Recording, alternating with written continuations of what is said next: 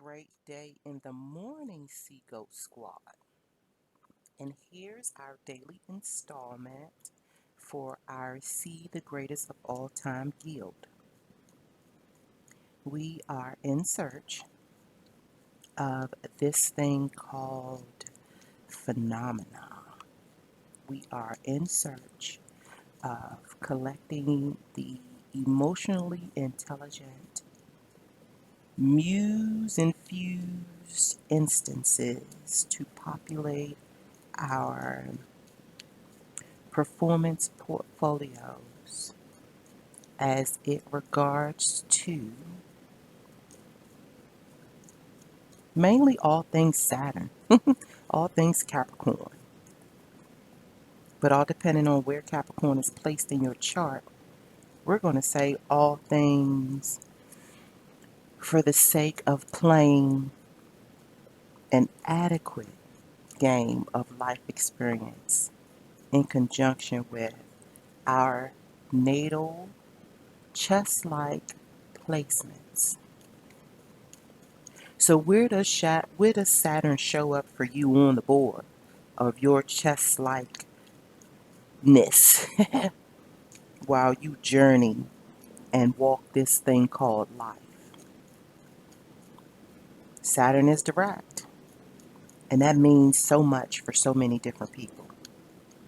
If you are in touch with your birth chart, your natal chart of any version, now the most conventional version can be obtained free of charge online. And I want to say um, astrostyle.com right now has the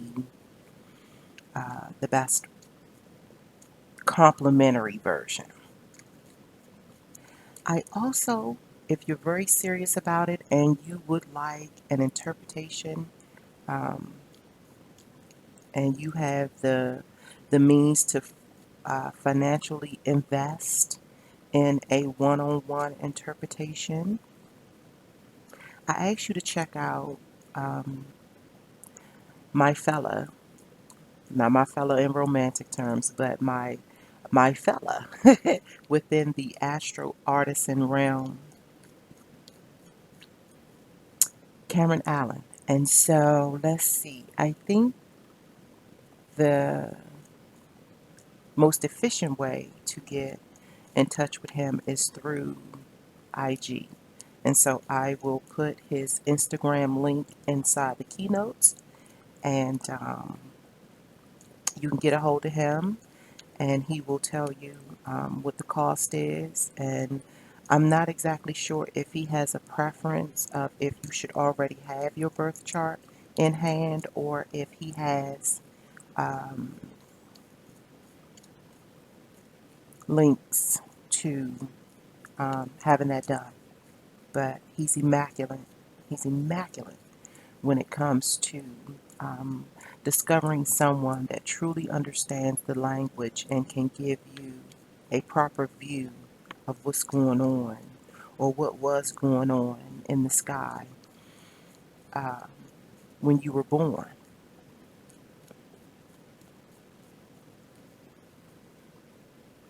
With that said, in this morning's meditation, and I'm shuffling cards if you're wondering what what that is with the noises in the background, if in fact you can hear it. When I do the review, I'll see how bad it is. But maybe I should stop because I don't want to have to re-record this. This morning's meeting with Saturn, and it felt like it was Saturn alone. Yesterday, it felt like it was Saturn and Mercury. This morning, it felt like it was just Saturn. We had to mull over some things, and so I'll say first and foremost, she'd like for you to direct your attention and engage, and even if it's a brief conversation with her. And even if you don't have anything to say to her or it feels kind of weird, if you can just, if within your inner voice, say, Saturn, I'm here. What do you have for me? What do you need to speak to me about? What is it that I should be looking for or feeling or understanding? And if you patiently wait,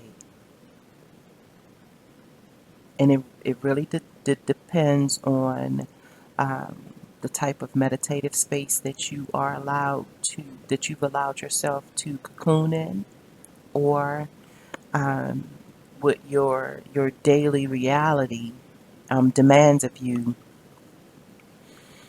With those parameters in mind, make sure, if you can, that you set some time aside when you do begin to engage her, that you not be rushed. You got to understand the archetypal characteristics of Saturn, and so nothing that's done in haste will appeal to her. Haste makes waste. That is one of her grandest mottos of manifesto. So I plead to you, especially if you are of Sun, Moon, Ascending Venus, Capricorn, Saturnine influence.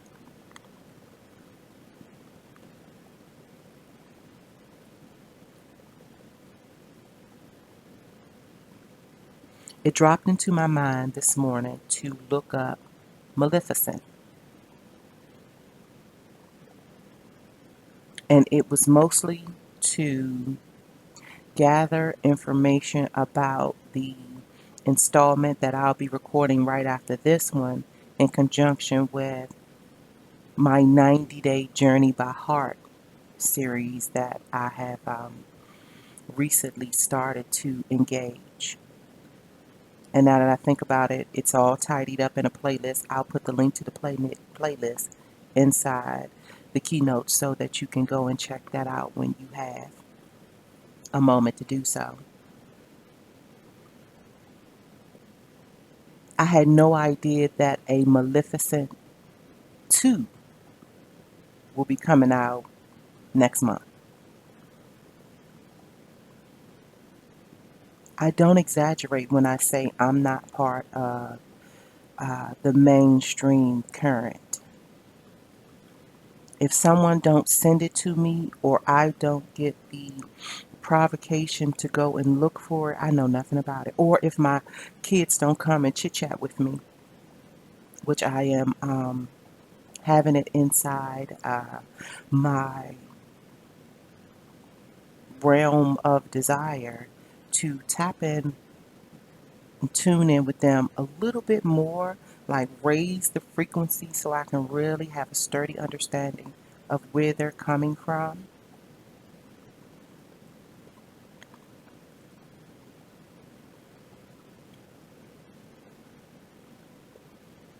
Finding out about Maleficent's um, the part two had me go and check on the summary for part one. You know, so many things gets misconstrued as time goes on, and so let's see. So number one was released in, and I know I wrote it down. I know I wrote it down. Where did I write it at?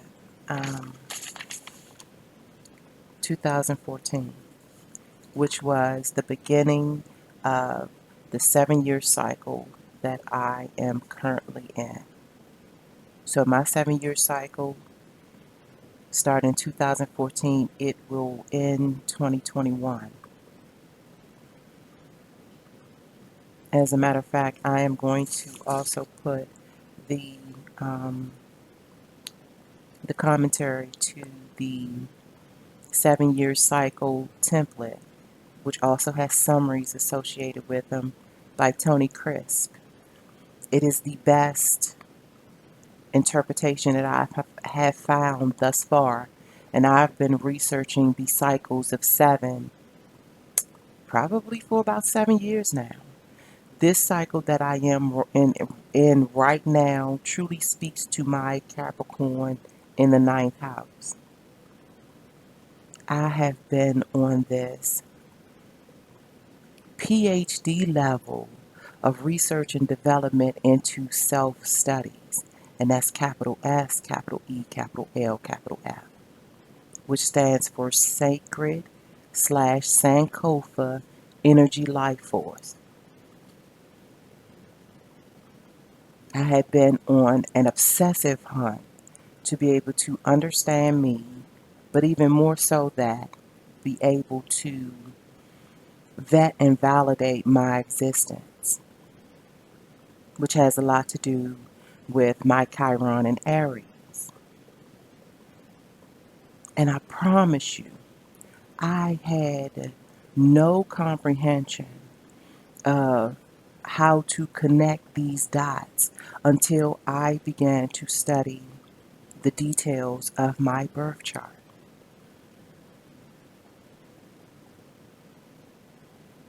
And it was a solo mission for a while. But then my conversation with Cameron, like infused it, like it lit it up. It enriched it.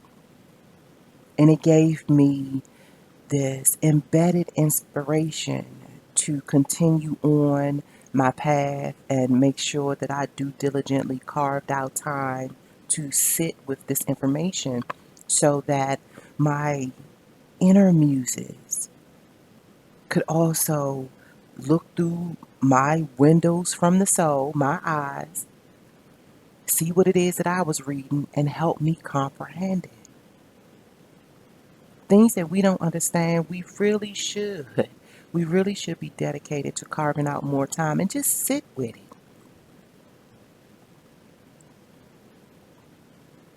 Surround yourself with the materials that you are not quite familiar with in conjunction with the materials that you are wholeheartedly comfortable with, and see what your intuition tells you to pick up and read and highlight and jot down. Go to Staples and get you some binders and some dividers and some paper clips and a stapler and some staples, and start grouping this intelligence by way of context. Definitely start grouping it by way of astro artistry. Knowing how to play chess is an art. Knowing how to metaphorically infuse the intricate details of chess as it relates to your birth chart is astro art.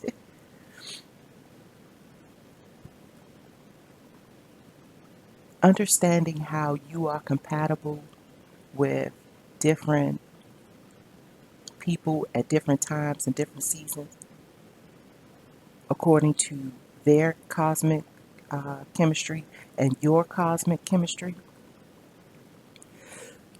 Excuse me.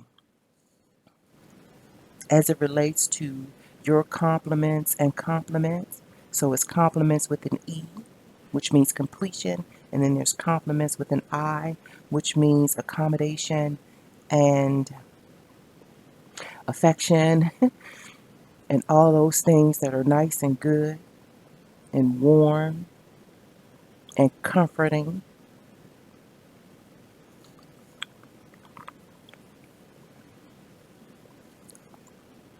So I'm going to read to you a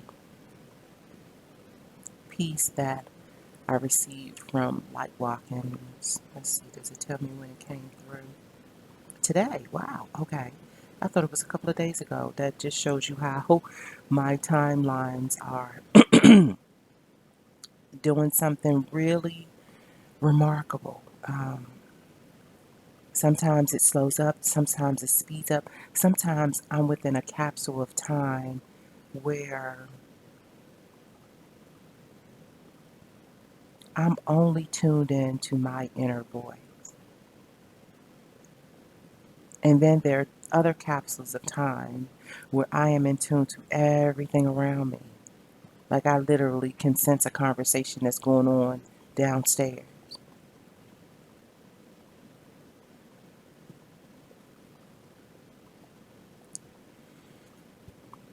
So the title of the message is called The Failure Advantage.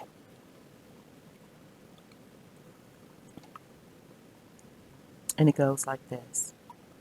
Growing up, Sarah Blakely, the founder of Spanx, had an unconventional family dinner tradition.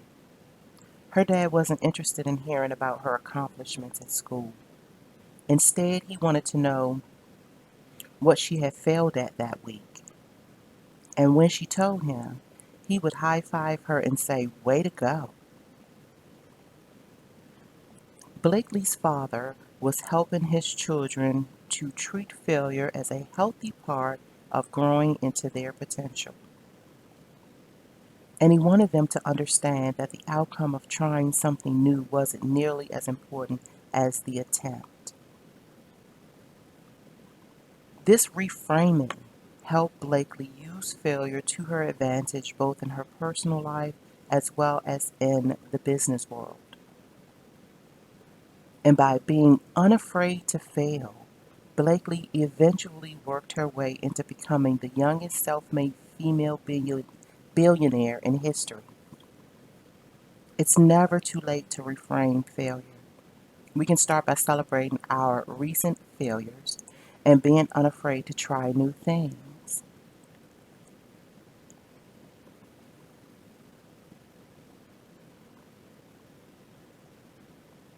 Me showing up to record these segments and then actually having the courage to post them is similar to Light's invitation to celebrate failures and become unafraid to try again.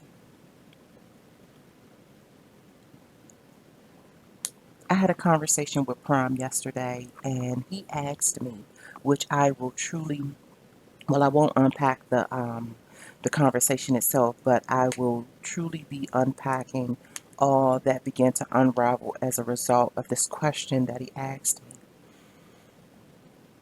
And I was not prepared fully to answer the question, but because I had already been wholeheartedly pondering it, I was able to at least give him a golden feather, if you will, for him to be able to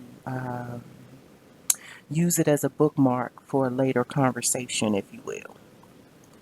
Because I definitely am looking forward to unpacking that with him.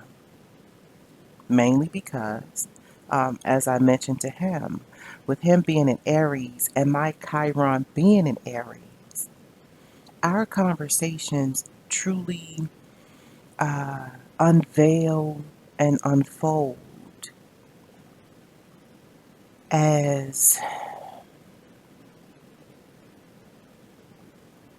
I'll say most of the time, as remedy to some of the intricate detailing of my inquiries to self. And so he asked me, he says, "What's the secret to why you do what it is you do the way that you do it?"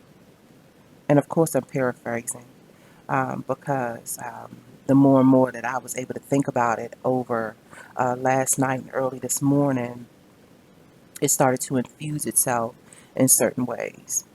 Definitely during my meditation with Saturn, it blossomed a bit more. Um, but it seemed to coincide precisely with the installment that I am about to record in the 90-Day Journey by Heart, because it's exclusively talking about my Chiron and Aries and what I've been finding out about myself through the information that is being provided around Chiron and Aries. And it, let me just say this, Chiron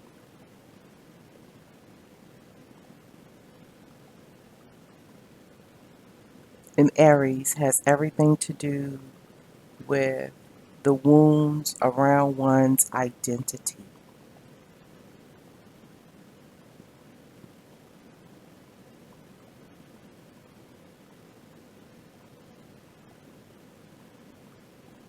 And I'm just glancing over my notes real quick.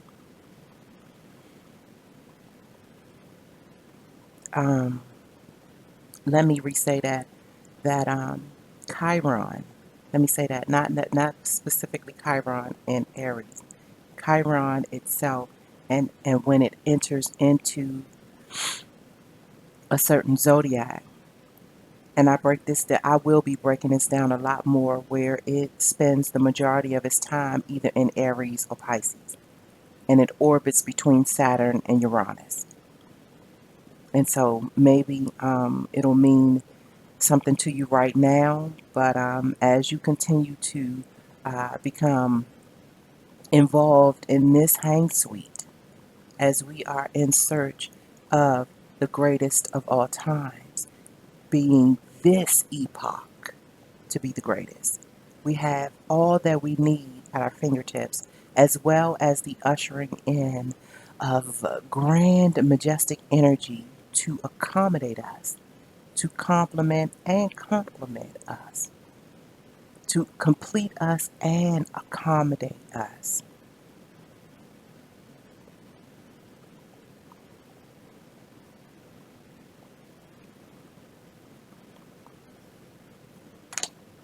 I'm going to end this session with discussing with you a 7 card draw that I pulled this morning in light of Saturn's direct, as well as the underlying nature of Maleficent.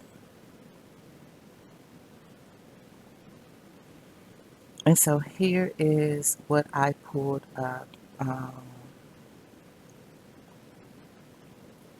with regards to Maleficent. This is just a brief. This is the briefing on Maleficent 1. So it says, as a beautiful young woman of pure heart, Maleficent has an idyllic life in the forest freedom. When an invading army threatens the land, Maleficent rises up to become its protector, its fiercest protector. However, a terrible betrayal hardens her heart and twists her into a creature bent on revenge. She engages in an epic battle with an invading king's successor, then curses his newborn daughter Aurora, realizing only later that the child holds the key to peace in the kingdom.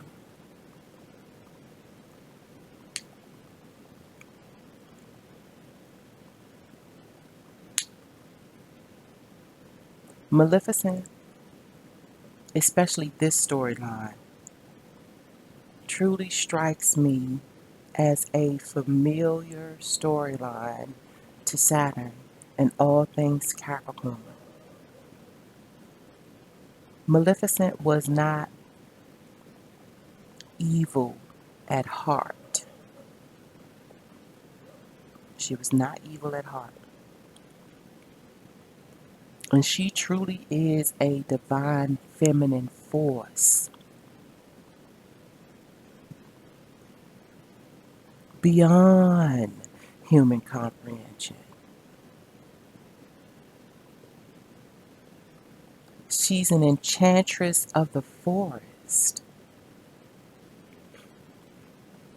And as always, I'll invite you to go sit with the story. And I really have no care about it being a quote unquote child's film. It really isn't. Suspend that judgment for a moment and just go be with it.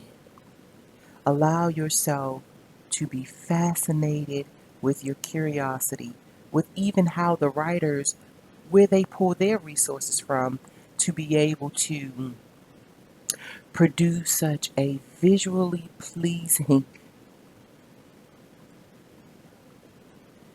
product of the senses. See if you can point out those magical nuances that really does tell the story of the forest, but it's done in such a fantastical nature. And then see if you can hone into Maleficent's archetypal characteristics. Because at the end of Maleficent 1, Aurora becomes her most favorite human. And she tried to curse her in the beginning. Like she did everything she possibly could to destroy Aurora in some kind of way, shape, form, or fashion without actually killing her. She had absolutely no patience for the child.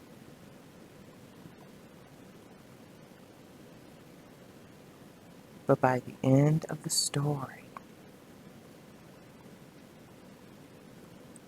Saturn really is not this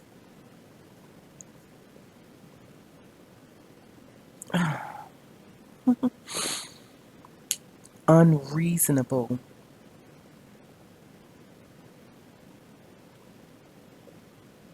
Inside, I'll just real quick, inside my family structure, I have the reputation for being this hardcore, tough loving, no nonsense,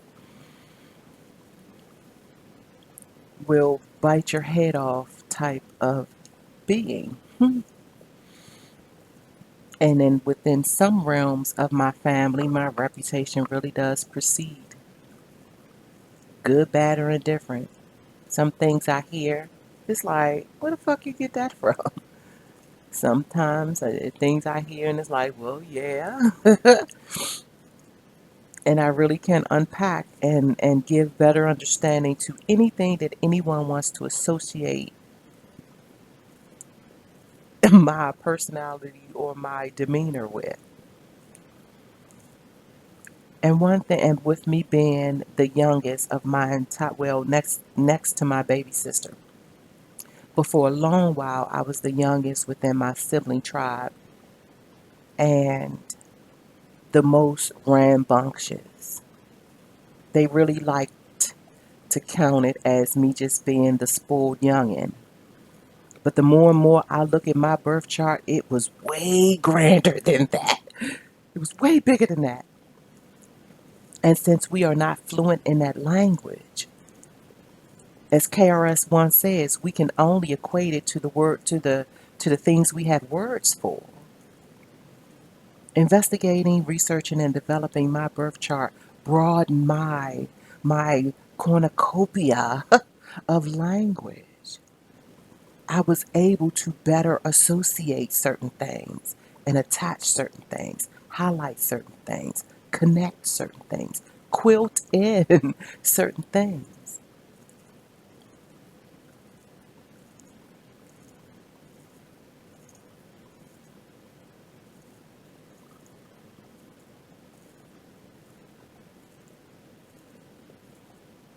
So the 7 card draw was pulled from Uno cards. Shout out to Lulu I love at the House of Oshun. Yes, she is the one who planted the seed a few months back. And I haven't seen her do it since, but a few months back she got creative. She stood in such this immaculate creative zone, very unique creative zone that had her pull Uno cards and interpret them. Now, of course, since I am a novice in tarot, I did not have the language to associate it the way that she did. But what I did do was incorporate it with the knowledge that I had already had, which was the colors associates, the colors indicates which chakra station I'm dealing with. Um, and the wild cards is truly in conjunction to what is fed through my intuition. The reverse cards means for me to uh, add in a reverse paradigm to the way that I'm already feeling. And I'll elaborate a little bit more with that in just a minute. And the draw twos is the turbo action to whatever color is already on the board. So like, and also the layout of this particular card draw, I will post up on the blog so that you can see exactly how the cards laid out. And that is on behalf of the story.blogspot.com. That will get posted before I post the video, so it'll already be readily available for you to explore. I will also say that this card draw came out mm, 3 or 4 days ago.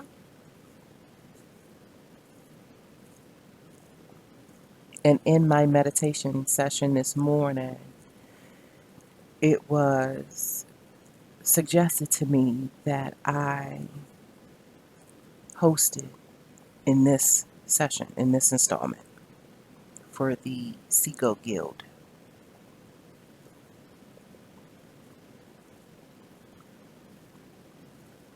And so the 7 cards, the first one that came out is the blank wild card.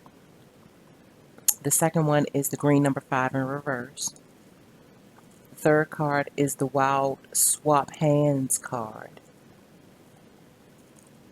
The fourth card is the red draw 2. The fifth card is the yellow 5 in reverse. The sixth card is the blue number 6 in reverse. And the seventh card is the red number 6 upright.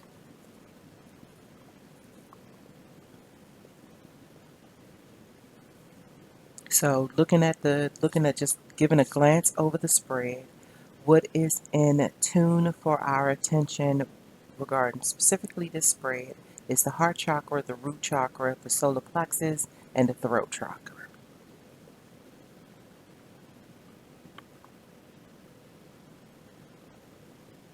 Because we are talking about Saturn and we're talking about a maleficent infusion, and remembering that she was a at the core a young woman of pure heart, and that she stood up to become the fiercest protector of her homeland. Not until she was betrayed did she turn into this revengeful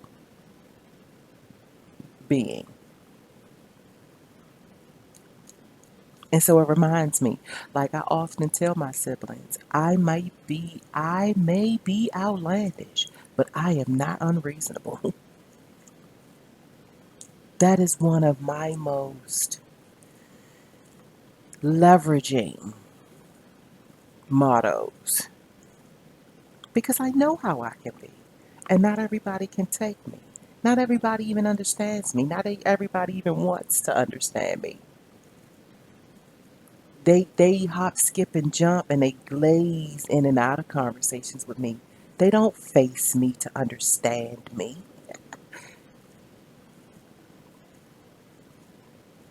And it's quite all right, because I didn't come here for that.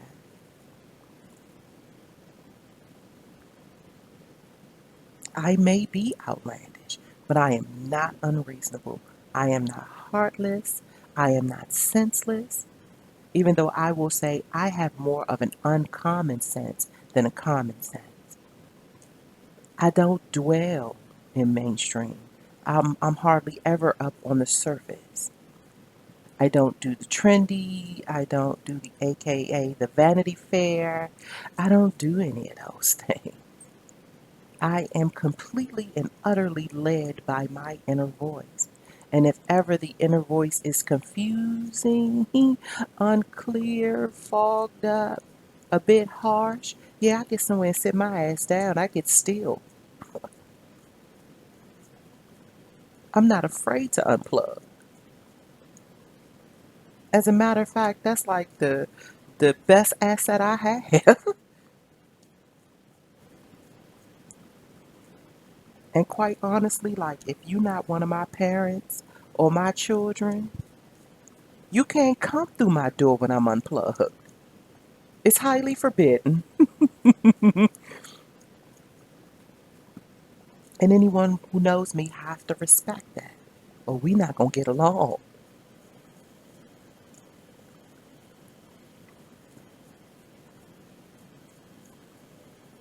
And so I'll go into my hood interpretations of what I figure these cards mean.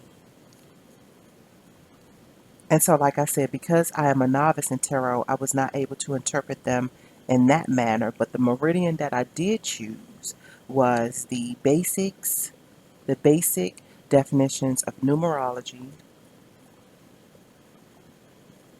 and the color associations with our heart chakras.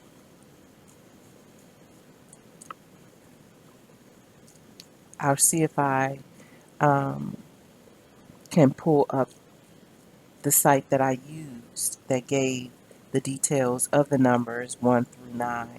And because the good thing about it is this site said what the numbers meant when they were in positive and so-called negative light. So it made it easy for me to be able to understand certain things when the card showed up in reverse. So the wild blank card, the first card out, it reminded me of the campaign that I have going called Operation Clean Slate. The ushering in of this unique divine feminine energy is helping us wipe the slates clean if we will uh, take it up on its invitation to do so. It's given us that extra oomph to be able to understand that some things really did happen for a reason, good, bad, or indifferent. And there are moments of our not so happiness that had to happen so that we could have a more elaborate view, a first row seat of certain feelings. Certain feelings will allow you to interpret and explain and give a more accurate testimony to this experience called life.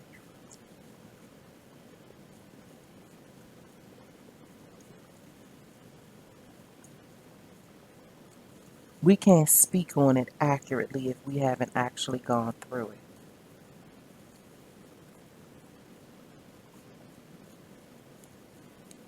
And so it chimed in while I was given time to receive answers with exactly how this would relate to um, this particular installment. And so this is what came up. Operation Clean Slate, especially going into the wild unknown, it is for the mamas and the guardians of this new divine feminine energy in motion, aka emotion. For such a long time, logic is not going to deal in that which it can explain, count, and measure. And so that's how the scientific realm was able to become the leading, governing, certifying body with how social ramifications would be programmed and conditioned. Because this new energy is ushering in the shifts of paradigms on a multitude, oh, how can I say this? Like a high quality multiplex. And this thing called individuality is starting to gain its respectful reciprocity. That we all do not show up the same. but it does not mean we are to be discounted. This whole group thought thing is being dispelled. The godchildren of public relations, the heirs of Freudian and Edward Bernays' truly still legislation. I'm telling you, it baffles me how much of that mindset is in the realms of our legislative corridors. But I'm not going to get on that rant. But the legacies of public relations is now being challenged because everybody do not think the same.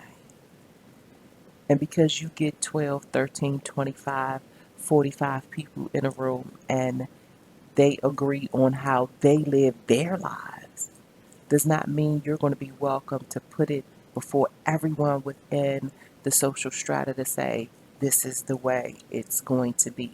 This is what's called beauty. This is the best thing to buy. This is the hip thing now. Like, yeah, the color is now green. Yeah, get the fuck out of here. We doing away with that shit. This will be a ushering in of a multiplex,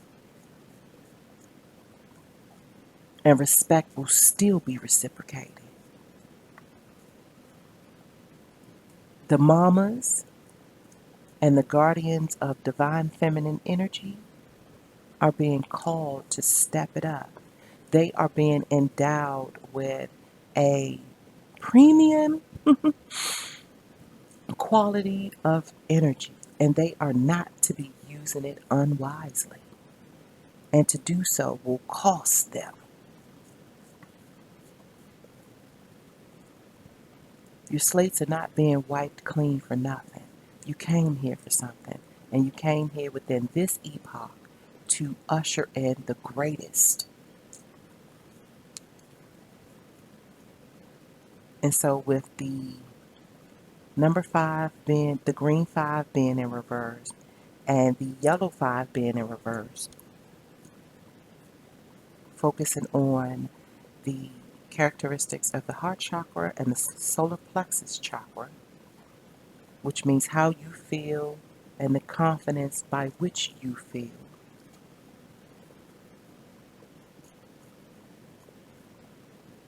The meditative notion that came through says, be on the lookout for impatience, low drive for perseverance, restlessness, and impulsiveness. All those words will usher in an infusion of kryptonite against the awesome ways of how you feel and the confidence by which you share how you feel. If you give way to any of those that I just named, it will serve as kryptonite against this energy that has been bestowed upon you.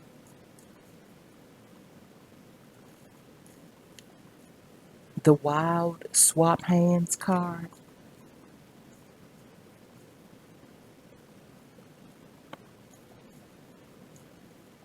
the meditative briefing is, the last shall be first. So watch out for your urges to be sassy and sarcastic. Your divine power, your divine power being utilized unwisely can and shall become costly. You've been endowed with such powers to grant wishes, invoke magical majesty, and dispel clusters of social conditionings. We have no more room for sassy sarcasm within the realms of mamas and divine feminine guardians, energy guardians. And a divine feminine energetic guardian are those, regardless of human physical gender, understands that divine feminine energy dwells within all of us, and to respect yourself is to respect others, and that with this new ushering in uh, immaculate divine energy that some, if not all,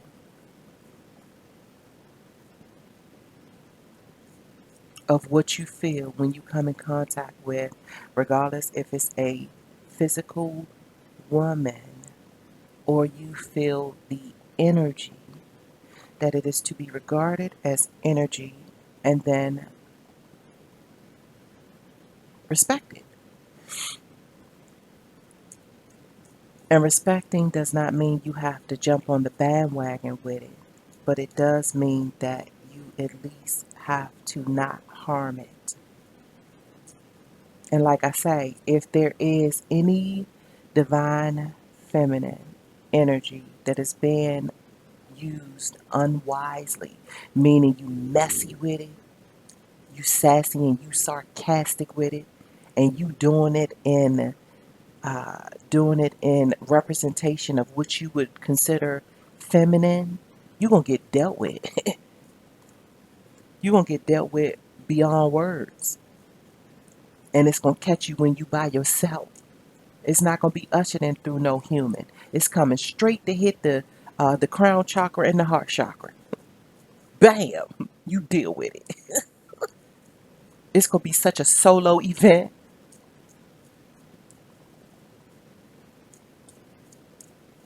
And I mean that. And it doesn't matter what your sexuality is. And it doesn't matter what your physical gender is.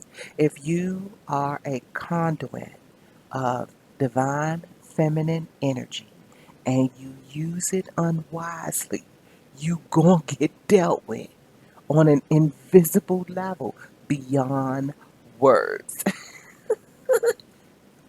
The only thing you gonna be able to do is cry about it, and you're not gonna be able to speak to nobody else about it because they're not gonna understand what you talking about. You gonna have to deal with that. So caution prevails. Saturn is direct,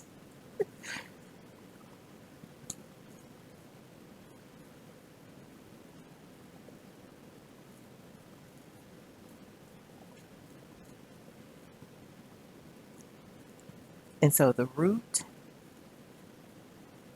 is the red draw 2 and the number 6 upright. And the meditative notion that came through is double up on your nurturing, your artistic adventures, your humanitarian honorariums, and sharpen your perception when it comes to balance, fondness, and fairness. You have to begin to challenge what it is that you think you know. You have to refrain from the habits that will continuously perpetuate what you've been socially conditioned to participate in. You have to challenge those things. You have to research and develop why you even participate with those things in the first place. Family traditions are no longer going to be a valid response to why you engage and indulge in certain things, because you have the help of new energy to rearrange, restructure, refine. Tap into that, tune into that, turn it on, utilize it. But if you utilize it unwisely,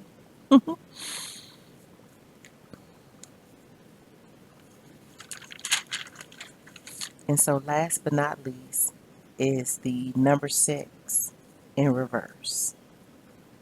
And that pretty much goes into what I just said about using your powers unwisely. And I will just add to that to say that the numerology of numbers of the number 6 in reverse, and it's the blue number 6. So we're talking about the throat chakra. We're talking about your communication. We're talking about who you say, what you say, and who you say it to.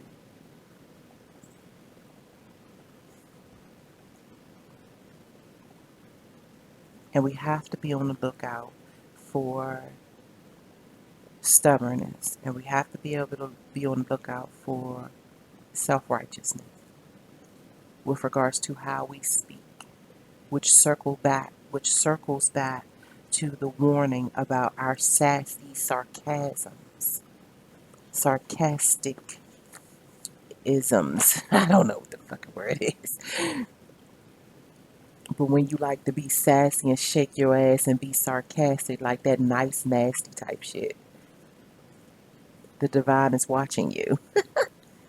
And that really is a omniversal sentiment, meaning it doesn't matter who you have uh, devoted your faith to. It does not matter which realm of spirituality you are. It doesn't matter.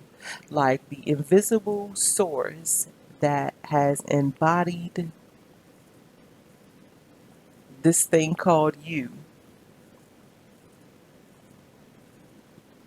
has an invisible direct connect to the ushering in of this the policy of newness. And it doesn't matter. Yeah, like I said, it doesn't matter if you are human walking the face of this realm. Yeah, you have a responsibility to the newness that's being ushered to you, and there's certain things that you're going to have to do with it. And sassy sarcasm and vanity fair is like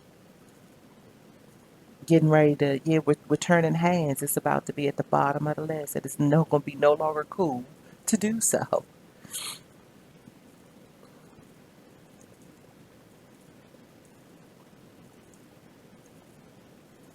That whole shit with I think I'm better than you because I can wear red bottoms. Yeah, that shit gonna be costly for you to carry on like that.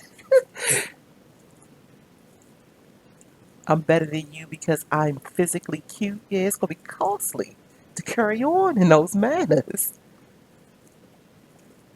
It's gonna be so costly for you. And then folks gonna be wondering how you just like is stuck in your room and don't want to come out. Beyond words, I'm trying to tell you. So I'm gonna close it out with that. And I'm really happy that I was able to utilize um, this 7 card draw in honor of Saturn going direct and to just peek into the archetypal characteristics of Maleficent.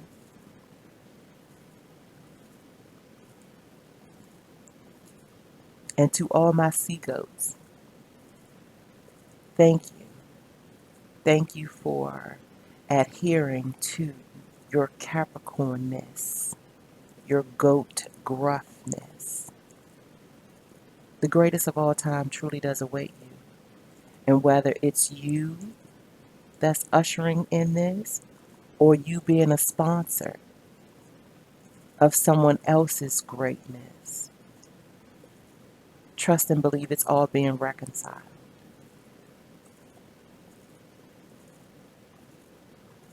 And so until next time, I wish you well.